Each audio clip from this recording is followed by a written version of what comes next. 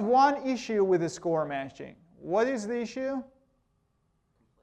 Complexity. Great. So we talked about this, that when we want to train this guy, we can compute the empirical risk, but that empirical risk is going to depend on the derivative of these outputs to the input, right?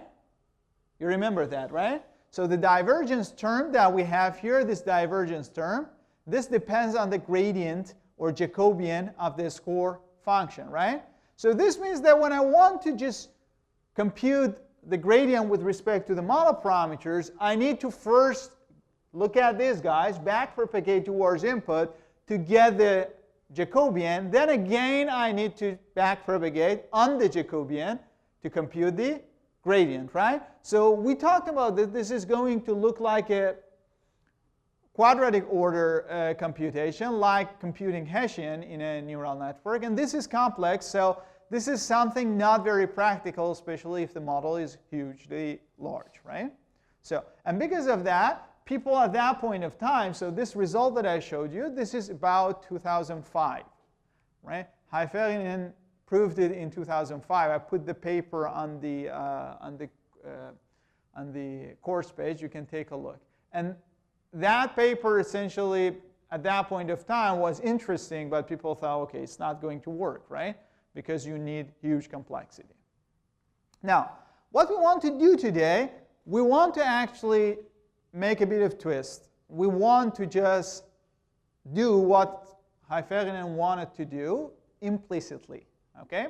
So this is the idea today. And to understand that, we need to understand two things. The first thing, which I'm pretty sure most of you know it, is the Bayes optimal denoiser. So I'm pretty sure most of you know it, but we are going to recap just in case that you have forgotten that. And the second thing, which is a bit newer, is to think about a general diffusion process and how we can reverse that process, okay? And none of them are still about machine learning. They are both coming from different literature. So first we'll learn these two, and then we put them together to just build an implicit way of learning the score. Everybody's cool? Shall we go on? So if you don't get any details, because I guess today we have a bit of too much math, but if you didn't get any point, just please stop me and ask, okay? And try to keep the big picture also always in mind, okay? So let's go ahead. Let's start with this first problem. So this is the problem of Bayesian, or sorry, general denoising problem. And the question is something like this. So I do have one data sample, X, and this data sample has been added by some noise, right? So you have one image, and the image has been added to some noise, right? So you don't see the image itself, you see the noisy version of it. Now here in this equation, this epsilon is going to be normal distribution, zero mean unit variance, right? So this n0, we had this in previous chapter as well. This simply means unit variance, zero mean, right? So you have this noise, and then you multiply it to sigma. So what is the variance of the whole noise term here? It's sigma squared, right? So I try this notation because this is going, probably you guess based on the Langevin equation, this is going to be more helpful today. So I do have one one sample X. This X is essentially one image, and then it has been added to some noise, and now I am seeing Z, right? Now what I want to do, I want to get back from Z to X, meaning that I see the noise. Now I want to remove the noise as much as I could, so that I get back to at least a good approximation of X, right? So this problem is the problem of denoising, and it makes sense, right? So you just want to denoise the thing, right? Now, for those of you who had deep learning course before, do you know any specific architecture which does denoising for us? What is the kind of architecture that we can build to do the denoising for us?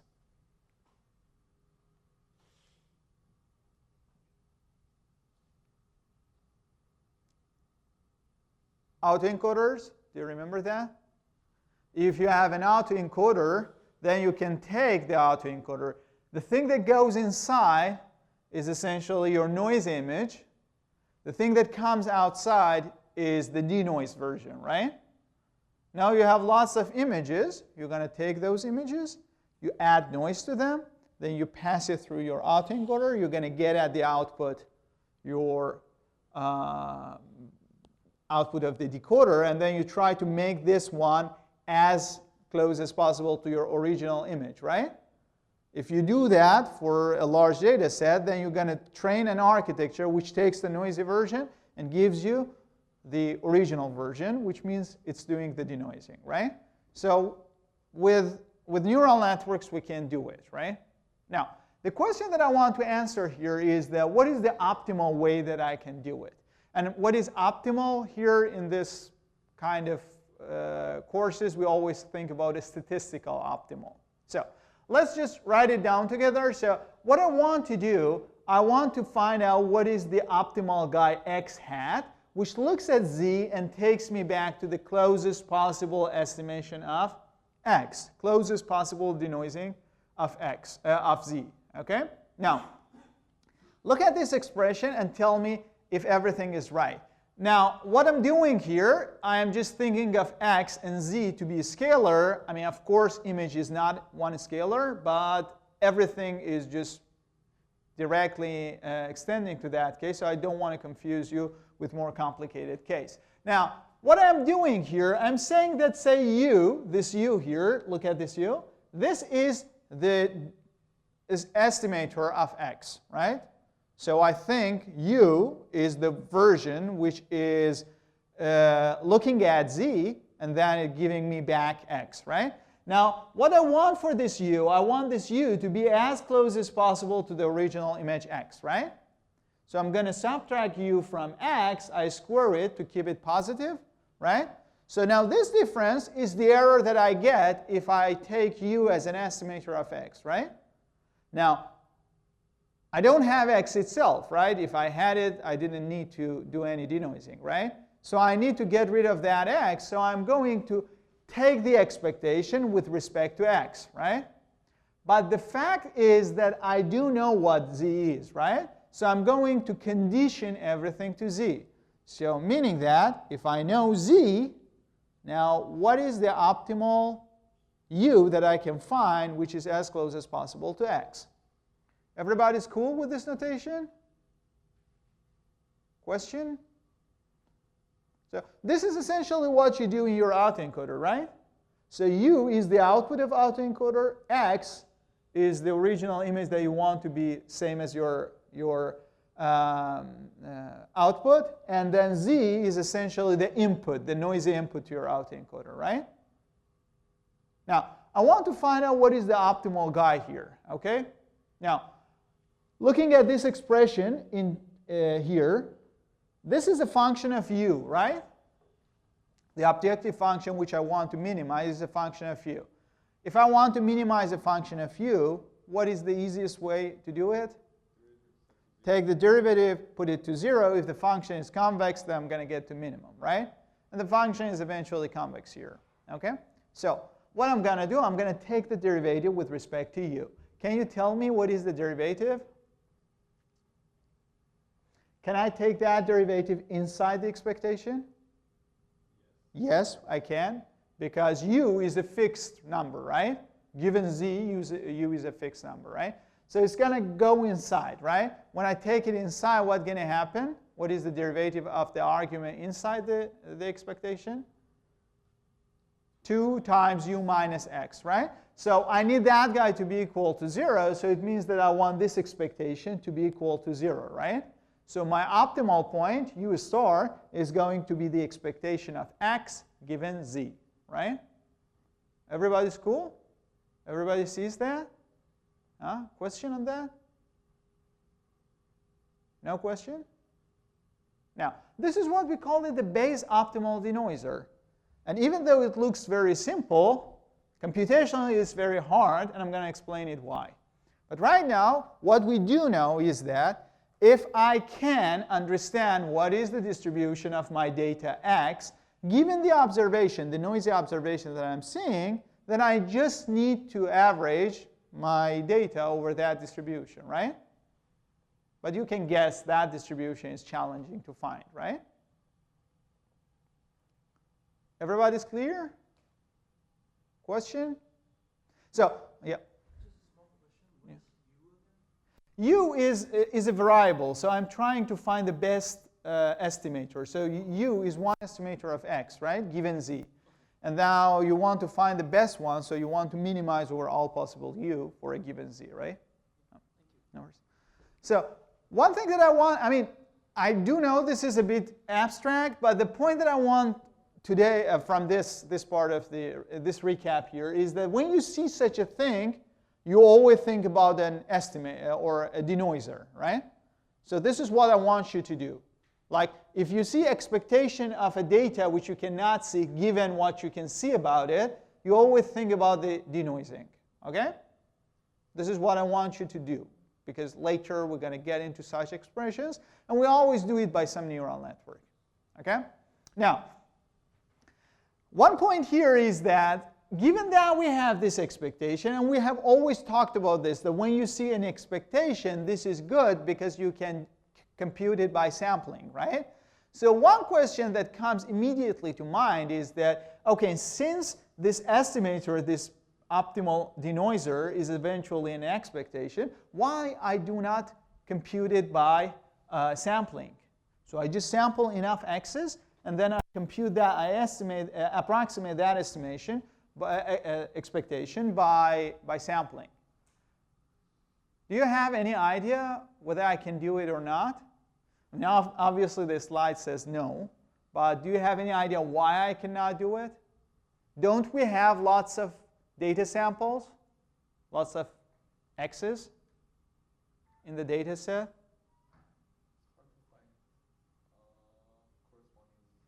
Exactly. So the key point here that you should pay attention is that you are taking the expectation with respect to a given z, right? Correct? So if you want to do it by sampling, how can you do this? How you can approximate this estimation? Well, I am saying that I want to average x given that the noisy version is z, right? No, I need to have lots of x's. Then I just add noise to them. I'm going to get lots of z's, right? Then if I want to just have the denoiser for one particular z, I should fix my z, right? And find all samples whose noisy version ended up being exactly z, right? It's true that I have lots of images as input, right, in my data set. But I cannot find lots of them who, after adding noise, are ending up with exactly same z, right? You get the point? So if I want to do that, I need to sample many samples of x, many images, which when I do noising, if I add noise to it, I end up seeing exactly z, right? If I see exactly z, then this is the right sample, right? Now that I collect all of those samples, then I'm going to average it by just approximating this estimation by this expectation by those samples. You get my point? So if, for example, if you want to think in terms of numbers, if z equals by 1, for example, z equals by 1, what I need to see, I have lots of x's here, right? But those x's are useful who, after adding epsilon, is going to be exactly 1, right? And it's very hard to find so many of them, right? Eventually, you cannot find any of them when you think about very, very specific z, right? If you want to really have so many of them, you need to increase the number of images that you have here, the number of x's, data samples that you have here. You need to increase it exponentially large, right? So that if you think about 1z, there are still so many samples that a good bunch of them, after adding noise, are going to end up by z, right? So you're again back to square 1, which means that you need exponentially large number of data samples, so you cannot build this estimator simply by sampling, right? So it's very important to understand, even though this estimator looks very simple, in its root it's very complex in implementation, right? So you cannot really implement it. It's going to take forever if you really want to do it, okay? Just think about evaluating histogram of a conditional distribution, right? That is as hard as this one. And then now if you think about x being multidimensional, then forget about it. Question? So everybody got the idea here? So 2 points. The first one, when you see Ex given Z, expectation of X for a given Z, then you immediately think about denoiser. And second thing is that this denoiser is computationally very hard to implement, right? But we can think about it, right? Now, if I want to do it in practice, how can I do it? How can I do denoising in practice? So we said we can use one neural network, right? Autoencoder is the typical one. Or you can think in general in this form, right? So I have my X, my data sample. I'm going to add some noise to it. I'm going to get the noisy version. And then now that I have the noisy version, I pass it through one neural network, right? This neural network is supposed to take me back to the data, right? Now that I see X hat, the only thing that I need to do, I find the difference between X hat and X. And then I compute the expectation over X. Now I can compute that, right? Because I'm not conditioning to anything, right? So I'm going to get all of my data samples. Every image that I have, I add some noise to it, I decode it, and then I try to make the output exactly like the original image, right? Next image, so on, so on. Then I can just do backpropagation over my neural network till I get this theta properly tuned, properly trained, and then I have one denoiser, right? And this denoiser had this property that when it sees a noisy version of my image, it can take me back to the original image, right? Everybody's clear? So this guy, this f theta here, okay, this is an approximation of this guy, expectation of X given Z.